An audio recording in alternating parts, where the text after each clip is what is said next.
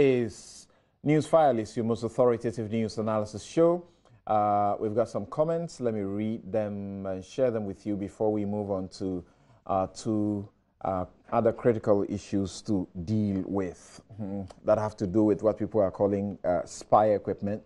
You know that sometime last year, we had attempted to pass what we call the Interception of Postal Packets and Telecommunication Messages Bill. Some of us petitioned against it. We were called into Parliament to defend our petition, and we stated our cases clearly. We submitted memoranda, and we're excited to learn that it was withdrawn because it has some deficiencies. And then subsequently, a new one was laid, and that new one was passed into law.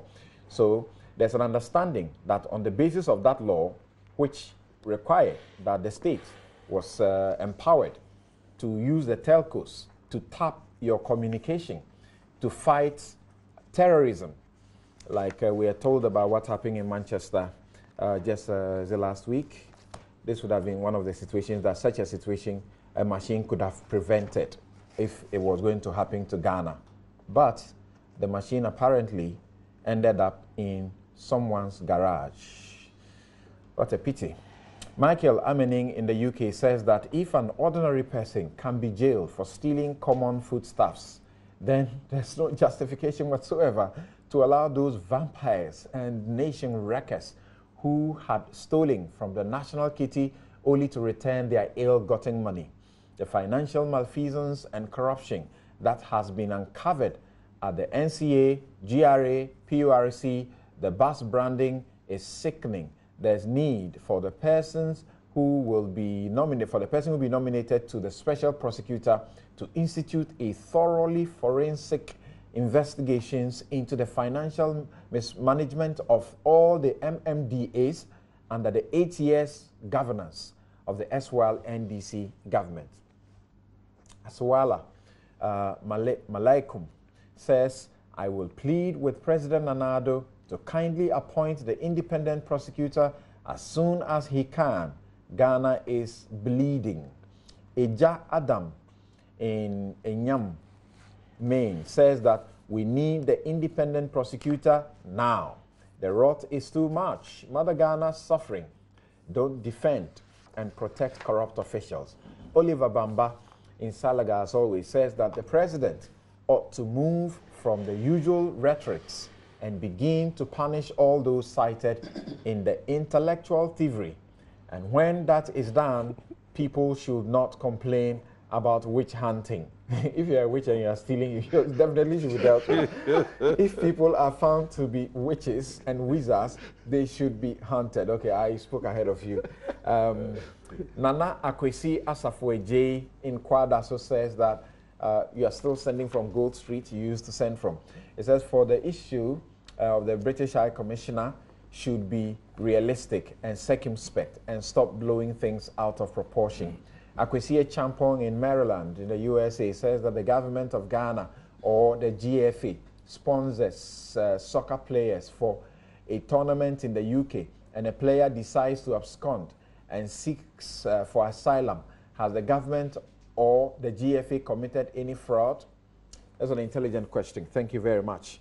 Now, let's begin with potting of millions so easily where it is difficult to put our numbers. Let's listen to the Minister for Information and spokesperson for the President.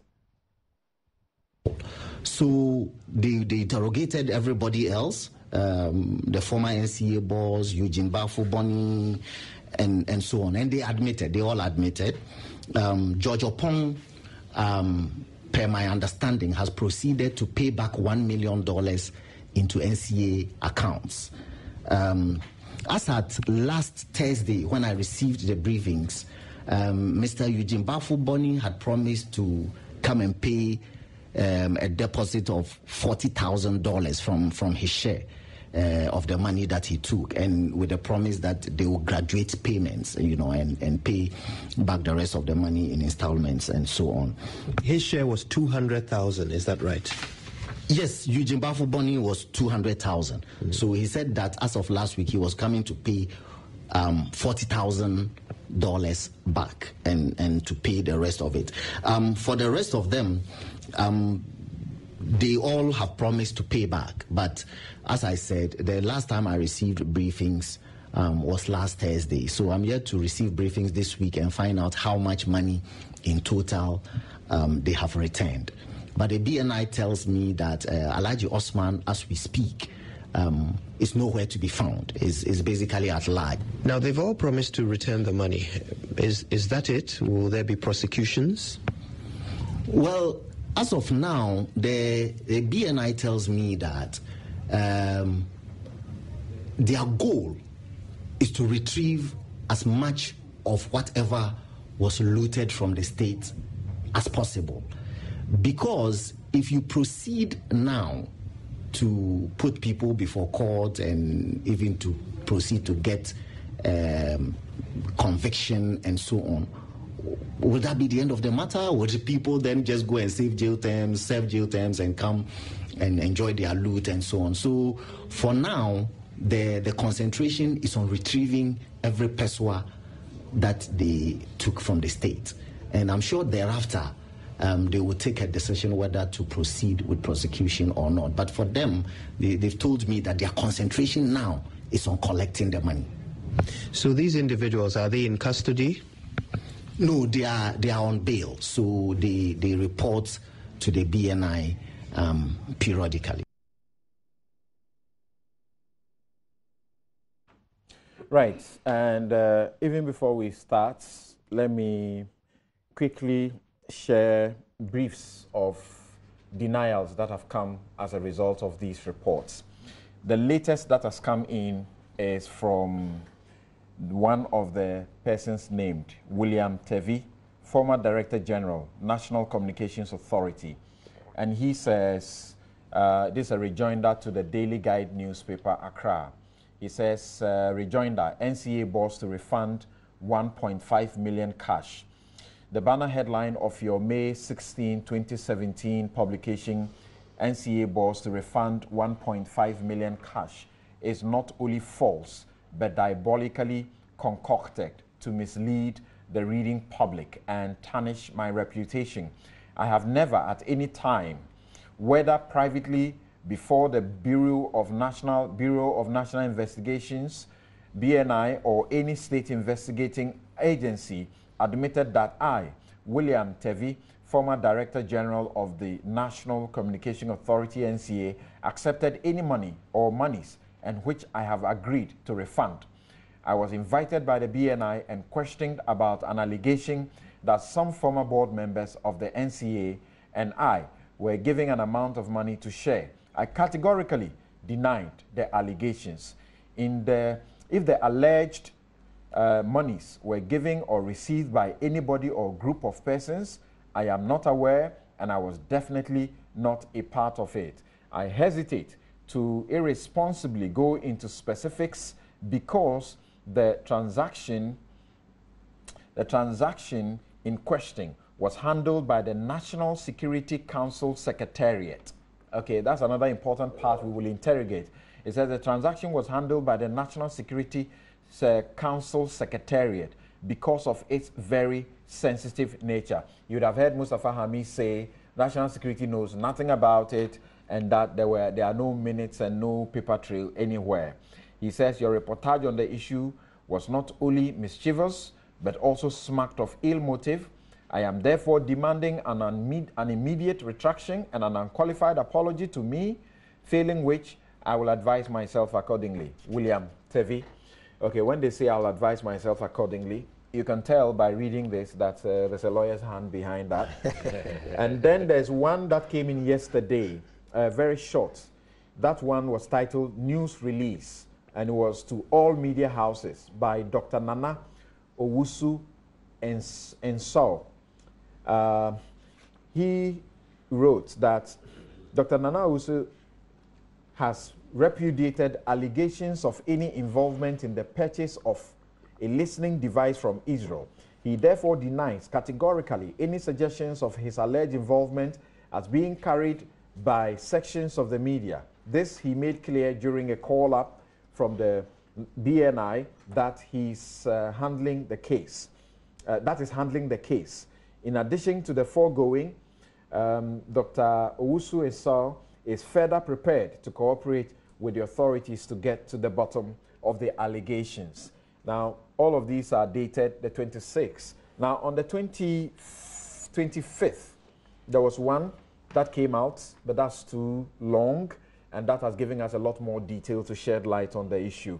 But it's simply from the company that is involved in the contract, the Ghanaian company involved in the contract. The Ghanaian company says that it has a contract with the NCA to be the reseller, and it has a contract again with the Israeli company. And it said that all contracts were executed on the December 17, 2015, and that these contracts remain binding contracts, not impeached in any way whatsoever by either party. But he has a lot of other things to say, including what he says was a shocking revelation that the machine was in a garage, because he had been put on the blind side of the operational aspects of the situation because of national security, even though he the company was in the contract. Now let's start with Kweku again on this. What's your reading? People are reading by beginning to add up the monies that allegedly were shared and say it doesn't add up to what the reports say the BNI is retrieving. Again and again and again.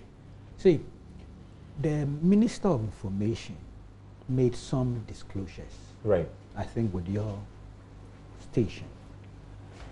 So then I began to think that, well, indeed, there is a certain BNI investigations or national security investigations, and certain findings have been made. Before then, it was like media had, intercepted the information, and you can't blame the media. That's my job. I'll do the same thing. Sometimes with a little bit of, over enthusiasm, but we do it all the time. Right. So for me, the media is not my problem as such. But the Minister of Information, he's an authority. He speaks for government. He comes on radio and he makes disclosures, in some way reinforcing some of the things that had appeared in the media. Right. So it gives it a certain ring of credibility. Now, subsequent to that, we've had denials from some of these personalities. So there's a real problem somewhere. I would think the Ministry of National Security, which appears to be the overall body supervising these investigations, should update us for good reasons. They should give us an update, the status of the investigations and some findings. I'm not asking for prosecution yet. That's obviously something that could happen or may happen. People are incensed because they have heard that people are refunding the money, and the government didn't state categorically that it was going to prosecute. Yeah, but the government also categorically did not exclude prosecution. So the balance is there. But the way things are going, I want us to be fed something that will provide us with an informed basis for this discussion. Unfortunately, we can't stop the discussion. This kind of democratic system we've given to ourselves, the vibrant media and civil society groups all over the place, everybody insisting on probity and accountability, which I think is good for this country. But it should be done in such a way, again, we don't destroy reputations. And that's for me the emphasis. So I'm asking now for a certain consolidated official response. What is the state of investigations? What are the findings? These allegations that have been put out there of people receiving such huge amounts of monies, which are definitely public funds, very serious, very, very, very serious. So we need to be told, true or false, is the BNI investigating something? True or false, have some people admitted receiving? True, BNI is investigating those something on the NCA. Those confessions and admissions, true or false? Okay. Because that's where the challenge is now coming up. Yeah, because of the denials. So I would want the Ministry of National Security to do something beyond what the Minister of Information has said. Because now Minister of Information's own disclosures, some are being challenged. That's right. Seriously. And it gets critical when a Minister of Information's disclosure is being challenged and in such a open, courageous manner. Let's settle this controversy by a statement telling us the status of the investigations, even before we start talking of going to court. There's the need for us to clear the air, bring some clarity to bear on this discussion. That's my view, because that's for the allegations, they are so explosive. Honestly, if it turns out that what we are being told is true, that people really shared these monies, it's mind-boggling. Some of that, I mean, to be honest with you, it's mind-boggling. So I would want to be a bit charitable, a bit cautious in our proceedings. You say if it is really true that people indeed shared these monies. Yeah.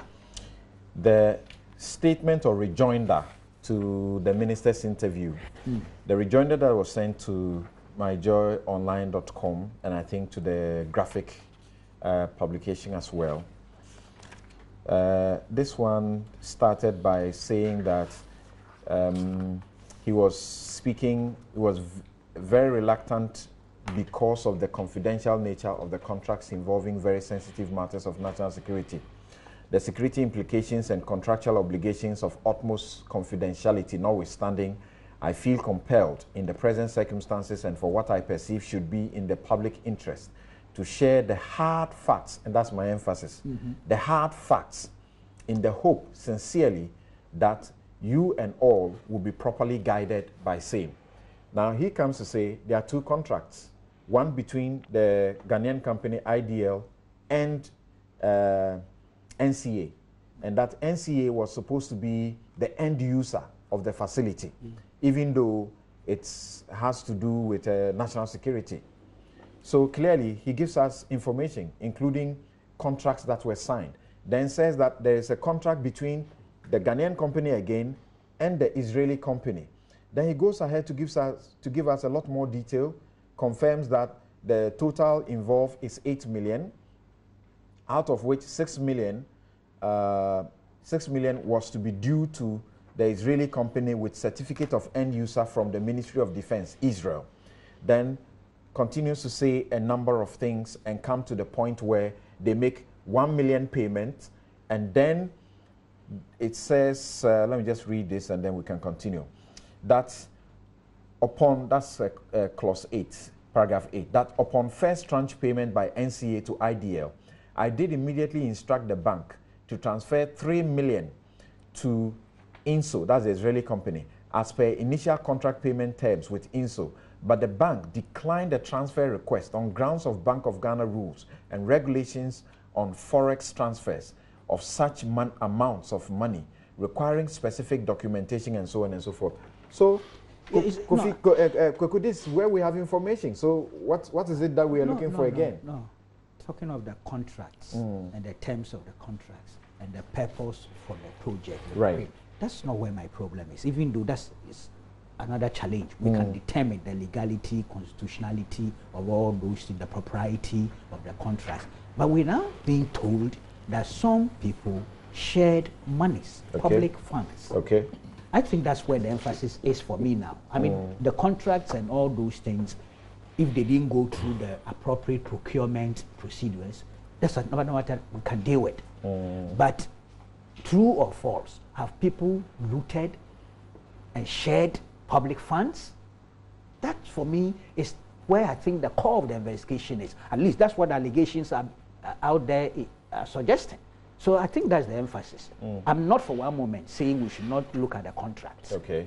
No, if they didn't go through procurement procedures. Was money shared? Again, paragraph 16. I just scroll down there. After he had spoken about the NCA not performing its contract by supplying documents the bank needed to be able to transfer the 3 million to the Israeli company, he says that the sponsor, NCA, in the meantime, whilst it was frustrating the transfer of the money by not producing the documentation, sought through its signatory to the contract and obtained sums in amounts allowed by forex transaction regulations and same reaching a cumulative gross amount of 1.5 million So clearly... Yeah, where is that money? He says this were taken by the NCA. Yes, where is it? So that's a subject for investigations. Okay. Is it in the NCA's account? Okay. Is it in somebody's personal account? Let's focus on that. And that's where the allegations come in. Okay. So let's determine the authenticity, veracity, or otherwise of those allegations. I don't think there is a big deal out there at all. You know, that's my view. If those 1.5, where is it? Is it in the NCA's account? Is it in somebody's personal account? Let's determine that. Okay. And then we can move on. You know, I'm worried. Interesting. Because Yawabing was showing a certain, you know, I want him to, I want him to speak first. Okay, so here it is. This is information that says that 1 million was paid, 3 million was supposed to be paid, but there was frustration to pay it because somebody didn't fulfill their part of the what the bank needed to be able to transfer that money to the Israeli company. And then says when they were frustrating that process, they obtained 1.5 million out of the money. Now, he says the company has refunded $1 million. There was 1.5 left sitting in the company's account, and he has refunded 1 million to the BNI, leaving 500. What report are you quoting? This is the rejoinder. Yeah. Rejoinder. You are quoting a rejoinder. Yes, a from rejoinder from the company. Yeah. Parties from the company. Yeah. And the rejoinder is at a loss to tell us how come a matter of national security could not be resolved at the Bank of Ghana, and that national security as it is, could not engage the Bank of Ghana to enable it acquire equipment on terms. Somebody sent you a message about intellectual thievery. You see, the scale of the millions at stake is now creating the impression that we are a predatory elite. We have a predatory elite in this country, raping the country in self-interest, and it is impacting all of us who have the privilege of being part of that group. And it is cutting across regimes. It is dangerous. It is getting dangerous to the extent that the kinds of millions we are hearing about, notwithstanding reputations or otherwise, notwithstanding confirmations or otherwise, but $40 million, so many million dollars, and it's gone beyond cities. It's now in dollars, right? Millions and millions and millions of dollars. What is happening to us? Please, procurement agency rules, internal audits, audit service, Public Financial Management Act. This is the one I was flying around. Access declaration, whistleblowers, the Constitution, CID, police, YOKO, SHRAJ, and they are all manned by people. And those people are creatures of law. The state is a creature of law. The state is a creature of law. So the state is set up by rules and regulations. But people manage the state. And those people who manage the state are known people. People implement the law. So then it comes to political will and leadership. So the question one asks, and now we are asking of His Excellency President Akufo-Addo from the messages, whether it's going to be all talk and no action. The questions we are asking of Nana, we are now at another where things must begin to happen. Because if I ask questions of His Excellency President John Mahama, former president, that why did you preside over all these allegations and millions and then demonstrate a certain critical authority over preserving value for money, over preserving the interest of the state, the ordinary Ghanaian? That's a presumption that he knew about. That is a presumption that he knew about it. Then we get to the point where we move beyond politicization to objectivity, where we create certainty, predictability, rule of law, and begin to empower the institutions beyond the presidency. And the president then says, I am going to authorize all these institutions. And His Excellency, the president says, I'm setting up also a special prosecutor's office, whether it's redundant, whether it adds value to everything else. Let us empower them so that it moves beyond political management. People like Singh are not enthused at all about this attitude about waiting for a certain independent prosecutor whose mandate we're not even sure may not suffer some challenge at the Supreme Court and so on. What is the Attorney General with 2 deputies being paid taxpayers' money for? That's why I mentioned political will. You see, with all the institutions, without a human willingness to expose and prosecute, to be empowered in your small office in order to preserve the national interest, we will not go anywhere. It doesn't matter the kind of institution, it doesn't matter who mans it, but there must be a certain attitude, no change. That's why I'm happy when the president says, I will not allow people to importune my wife in order to change circumstances which have been detrimental to the state. The initial complaints of Kukubako, if the AGs were handling these matters, for example, there will not be a requirement for his concern that the National Security Ministry should come out and tell us things. Sure. Institutional capacity. Our institutions are on their knees, and these things have been going on for years. We must accept that at this point, there must be a break with the past and a beginning. Who is going to bail the cat? And I think Nanado is in a solid position to do so, because personally, over the years, his lifestyle has demonstrated that he doesn't tolerate corruption over the years. So now we've gotten to the stage where he should lead us by, beyond telling us that he's going to do so, establishing the institutional mechanisms. We've been told at this table that there's budgetary allocations to enforcement agencies and otherwise. Beyond that, we must begin to see action. Look, one of the ways of going about it sometimes is even the announcement of an amnesty. You can say that at this point, people who have done this, that from henceforth, produce the monies, deposit them. If you come in early, we may decide not to do anything at all, or we may decide to ban you from certain activities, or we may decide to jail you or otherwise. But you must make a beginning. You must start. Once you start, and I believe very strongly that the president is focused and positioned to start these things. Then I didn't get that bit. Amnesty. Yeah. You mean there should be a public announcement that if you have stolen monies belonging to the state, bring them within a certain time. If you don't, you face prosecution. I am saying that we have gotten to another. We have gotten to a position where the very people who manage these processes have been compromised. The very people who manage the rules have been compromised. The people who are signing the checks, the people who are generating the contracts, the people who have our trusts are abusing the trust with impunity. But aren't you overgeneralizing this, because they are very sincere, conscientious working Ghanaians in all of the offices? Exactly. That is why I'm saying there must be strong action now to begin to restore what we all believe in, the state of Ghana.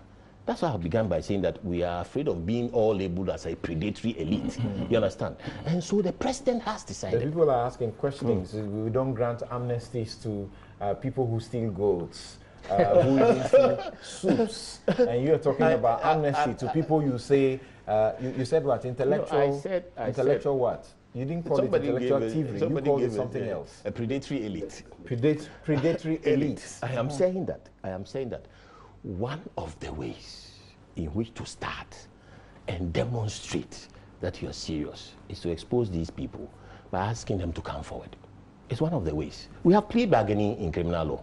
You are aware of that. The BNI allows some of that in section 35 this or so. Business about return it, and the allegations initially that were made by the BNI, that which the Minister of Information repeated and all that. It's about plea bargaining. Oh, we want to recover the money. They've promised to return it and otherwise. When asked about the criminal proceedings, he said that, well, that will be afterwards, because now we want to retrieve the money and all that. I am saying that there are ways and means of establishing a total solution, including the option of prosecutions, as well as the option of a soul cleansing, a moral restoration, so that we clean the slate and start anew. Because there's so much impunity now that sometimes the enforcement, the people who are supposed to enforce them, are so embroiled that they cannot move. You're referring to plea bargaining in Ghana, but strictly speaking, you know, as you and I know, it's not exactly that. And here in Ghana, you really have to go to court. You have to plead guilty, and you will be convicted on your plea, but you will not be put to jail. You pay the money, and then you pay some interest or reparation. There are rules in the procedural code about admitting your guilt and getting paid. No, I'm talking about the offense. Nothing stops us. The court acts. Nothing stops us from fashioning a legal regime. After all, there are people who are challenging that the independent prosecutor's office is redundant and cannot even be established under the Constitution because of the AG's Article 88 rights and all that. But it can be done. It's law. Okay. It's a society. Okay. We establish the rules that best reflect our national interest, Right. and make sure that politically we have a will behind those rules to enforce them. The people are not excited about some of these comments about amnesty because they say, look, a thief is a thief is a thief.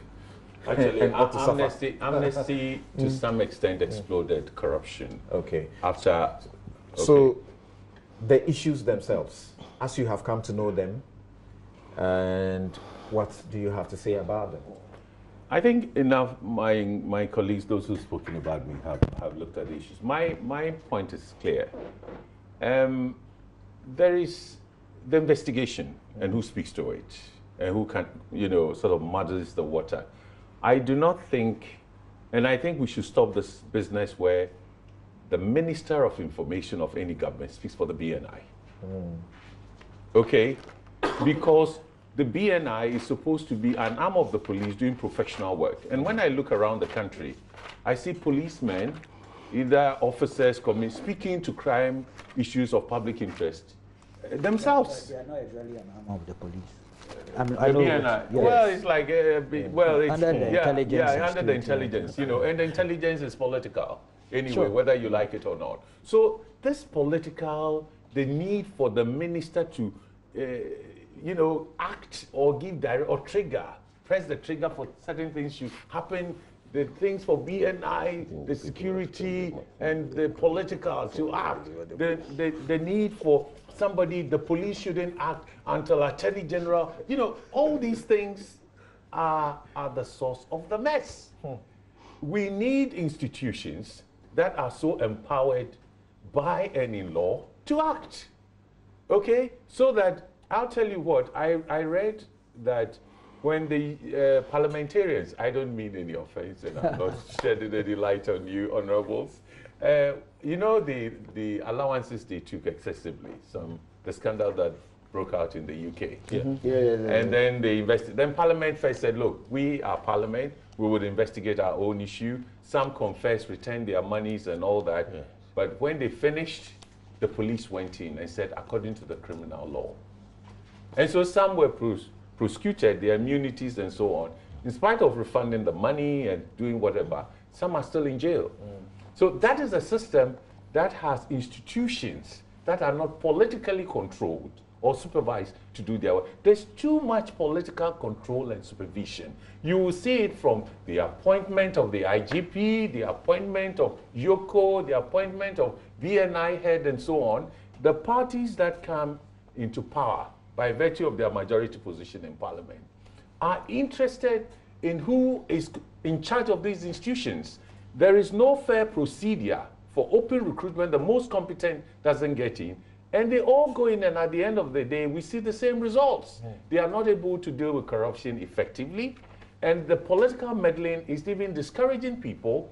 The good investigators are often afraid. When you talk to some, they are so scared to do the right thing because they get penalized for being courageous to stand for what is right. So now some of the people are beginning to get worried. And as you know, yesterday there was a demonstration that submitted documents or evidences of corrupt practices to the Yoko, and actually giving, I think that was the wrong thing to do though, giving the Yoko a deadline to act upon those things, or if they don't, they will sort of do some other things.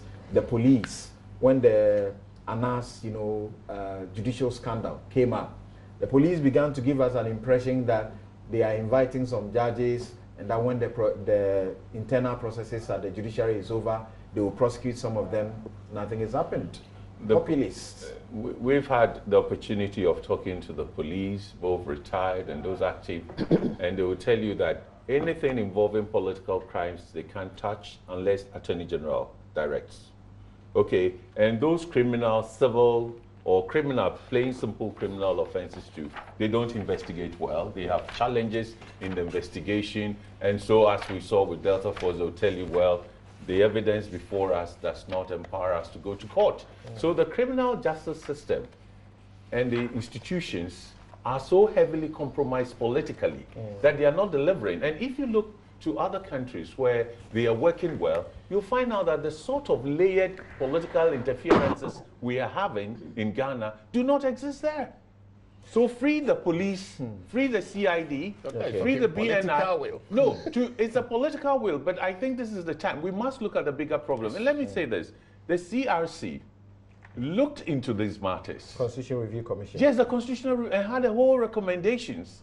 And I think it is time to take a look at those which pertains to the security institutions and the criminal justice system and how they can be strengthened, you know, so that we can move forward in a way that shows that the political will is manifested in implementing solutions. Let's hear from the Honourable Yunus Afuseni, but the, and again, I'm privileged to have some documentation in my hands, but somehow I gather from how Kweku started and you started and how you have also taken it is to deal with the issue generally rather than the specifics. That's right. Because, as you say, you need some more clarity to be brought to bear before you can tackle the issues frontally in detail. Yes.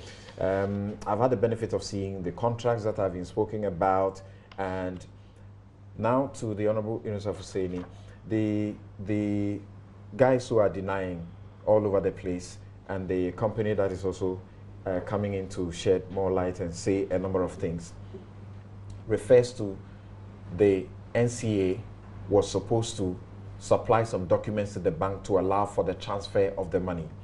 And I understand this is what the basis of that is. Foreign exchange accounts, according to the Bank of Ghana. Residents are permitted to maintain foreign exchange accounts with banks. These accounts can be credited with foreign exchange earnings, not converted into CD balances.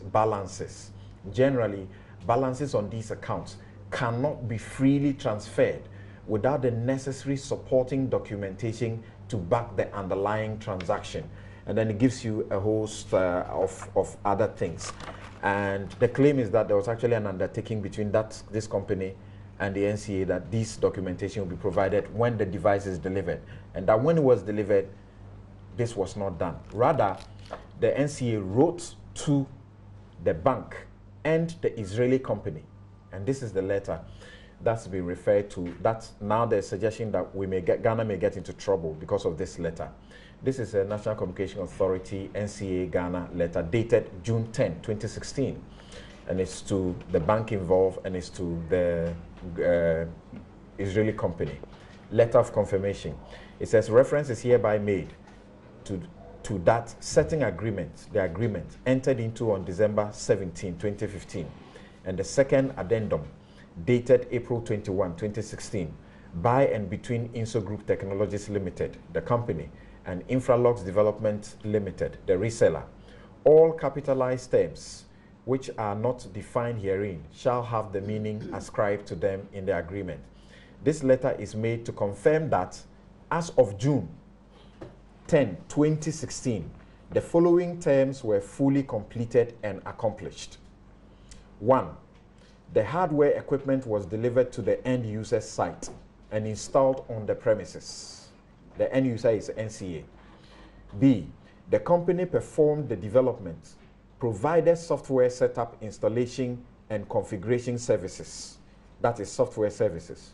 And finally, the company presented to the end user on site the capabilities of the system on a sample of 2 devices per each operating system, i.e. Android, ISO, and BlackBerry, as described in Exhibit A1.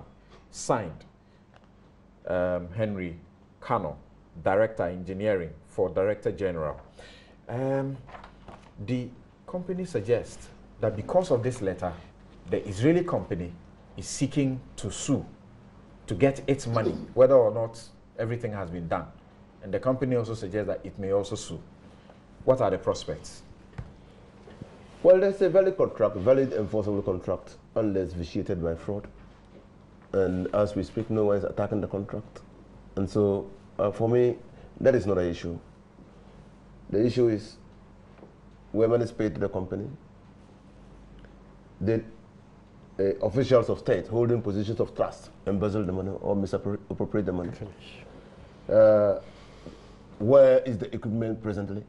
In a garage. No, that's the public. That's the public. That's the public matter. I mean, that's what lack of information. That's what the public is saying. No, but that requires an investigation. You see, professionally. You see, when I had this, I was distraught. NCA says it has been installed at their site. At their site, and then this company says, according to the security ministry, it is being found in a garage. No, this company says it was shocked to realize or to know that the equipment is in a garage. That's what the company says. Can't see the security ministry. Yes.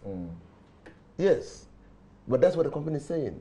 So you see, initially as a public officer and also a former minister, when I heard these allegations, I was distraught. I was emotionally struck. I asked myself, why would anybody take $4 million and share? Just like when I heard about Standards Authority, I started questioning myself. It's probably there was something fundamentally wrong that I wasn't appreciated. But I have since come to the conclusion that it appears to me, I may be wrong, but we are reliving 2001. That's what we are doing now. That there is a consistent, conscious, deliberate attempt to try people in the media. Oh. Yes, that's what is happening. No, that's what's happening. That's exactly what is only in 2001. People in the media. Look, because Kwekubako has said, in fact, I'm not even going to go to my prepared notes. Kwekubako has said that the minister's statement gave what was already in the media a ring of credibility, unquote. Yeah, his words. Yeah, his words. Now, I tell you that what was in the media was selected and controlled leaks from the National Security Organization. So what happened, clearly, is to get the minister to speak to the issue to give it credibility. That's what happened. Now, and that is why it moved, motivated, and encouraged people to demand that prosecution be done when the BNI consistently said that they were still investigating the matter. So clearly, you see, and I agree entirely with him. We are playing propaganda with people's lives and reputations. That's what we're doing. And we are violating in strong terms the fundamental principle of presumption of innocence. That's what we're doing. And we are debasing the human dignity of those involved. When the BNI says people have come, admitted their guilt, and they are refunding monies, you don't blame the public for saying the BNI never told you that. You see, don't. We read from the Daily Guide. No. The BNI never told you that. The BNI. That's what I'm saying. My brother, be careful. The BNI never told you that. What you read was a report from the Daily Guide, which said the BNI said. Precision, of course. The minister confirmed. No, I said precision. What you are saying? Yes, the minister confirmed those claims. So the minister came to confirm those claims, not the BNI. We should take BNI out of this. They never said that anybody has come to refund any money. No. I'm very interested in this matter because that's why I'm asking for national security to clarify. Subsequent events have clearly shown that something is fundamentally wrong. Initially, my attention was to the figures. You say some people have admitted these amounts. You add them up, it's $1.2 million. Right. But you say 4 million was taken and shared. No. Yes. That 1 million was paid. 1 million. No. You see, laddie, you're a lawyer. The 1 million you are getting from the rejoinder of George Opon. Okay. It's George Opon who is telling you that, 1 million was paid to the Israelis. Oh, but I think the report says so. That only 1 million was paid. And the rest shared. You are getting from George Opon. Even when you just look at your screen, you see 4 million shared. Now, George Opon in his rejoinder is further saying that, in fact, the entire 4 million was transferred into his account. Okay? They could not pay INSO systems in Israel because when the equipment was cleared, the NCA refused or neglected to provide the custom documentation for the equipment to enable onward transfer of the money. Indeed, if you read the rejoinder carefully, he's still saying that as at the time he wrote the rejoinder, 1.5 million of the 3 million was sitting in his account. Which 3 million? 3 or 4 million? 3 million. So Paul transferred 1 million. Yes, left with 3 million. He says, out of the 3 million, the NCA demanded and obtained an accumulative amount of 1.5 million. Correct. So who in the NCA demanded that money? Please, I'm coming. And I'm saying that as we speak today, the support is even saying that 4 million is not missing, but 1.5 million is sitting in my account. Okay? The earlier report said he had refunded 1 million to BNI. So it means it will be left with 5 million with him. Well, 500. That's why the daily guys say the NCA, with instructions from National Security, made £4 million part payment into the private account of the local $4 million. Yes, sorry, into the private account of the local agent of the Israeli company at EcoBank. Yes, and subsequently transferred $1 million to the company in Israel. Right. The $3 million left in the account was then split into two, with less than half going into the pockets of board members and the chairman allegedly taking the lion's share of 200,000. This is what the report said. So 1.5 million. Now, Judge Paul, who was the recipient of the $4 million, says that and clearly from his rejoinder, I see that he's very meticulous. He's kept records. He says, he provides a bit of information. He says the monies were received by the signatory to the contract. Who is, then everybody knows. So haven't provided I expected the ministers to tell us that the signatory to the contract is so and so person. We have not been told that. Now, how was it received? Was it by cash or were they transfers? If they are transfers, equity, they are traceable. That's true. They're traceable. So why do we make this issue look like it's a matter whose veracity cannot be ascertained unless we throw it you're in told the National Security Coordinator. Why do we make it that way? Why do we affect the reputations? Osman, Alaji Osman is at large. Former National Security Coordinator. Deputy National Security Coordinator. Again, to lend it a ring of credibility. He said he couldn't be found in his village. The village.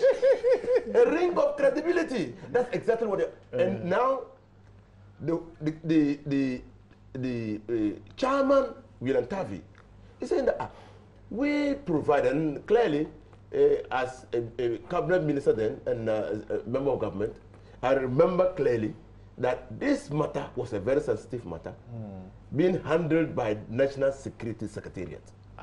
He says, look, we were only beneficiaries. Mustafa says there's no anything about national security involvement. There's no anything, including the contract, the availability of the contract. Yeah. Can you imagine? There's no anything, including. Meanwhile, there is everything to show the names of people who received the money. There's no paper trail about the transaction, but there's paper trail about the people who received the money. What's your point? My point is that there's calumny in this matter. Clearly, contrived facts. Okay. To try people on the media and jail them. Everybody, all of us, stand for. And we have said consistently that we will support His Excellency Nana Akufo-Addo, especially when he says, I will fight against state capture.